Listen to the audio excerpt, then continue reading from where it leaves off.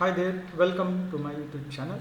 Today we are going to look into how to do checkmate with the king and rook.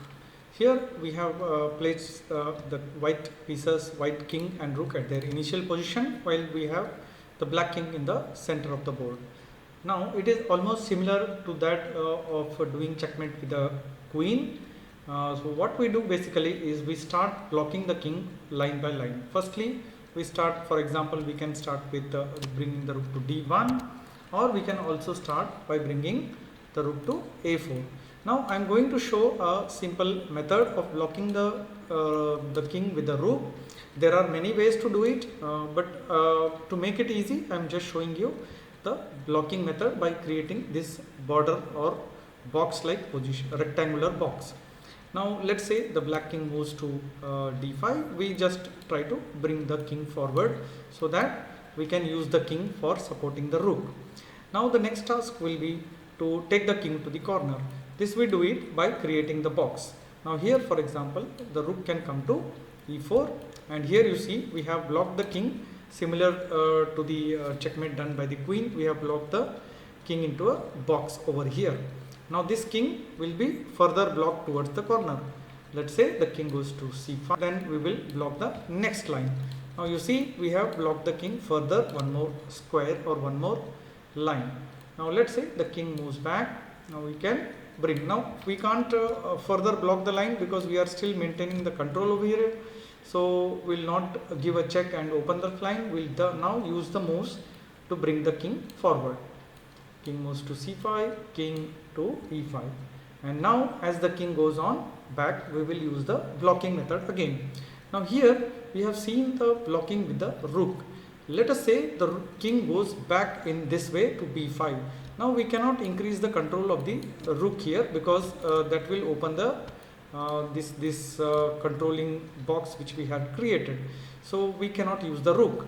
So in this case, when the king moves backside like this, we can use the king movement over here to block the lines further.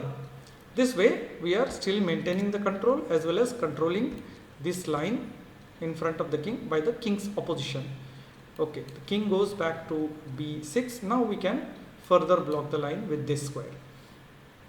Now let's say the king goes back over here, and now we have already blocked over here, we are already blocking over here. Now we cannot increase the control over here, but now we will see one more important factor in the king and rook checkmate, that's called the waiting move. This waiting move concept will also be very important in our next checkmates with the double bishop or knight and bishop checkmate. Now we are in a very good favorable position. The king is already blocked, but we cannot further go ahead. At such moves, we just play the waiting move. So the rook can just simply go back, maintain the control, and king will maintain the control. By this, the king will be forced to move back, and we will be able to send him to the corner and do the checkmate. The king moves to d7, and now we will use the check. And now you see we have brought the king towards the corner of the board. He goes to c8. Now we can make use of the king to support the rook position. The king goes to d8. Now we can block the lines one by one with the rook, but instead of that we can even take the king in front of the king.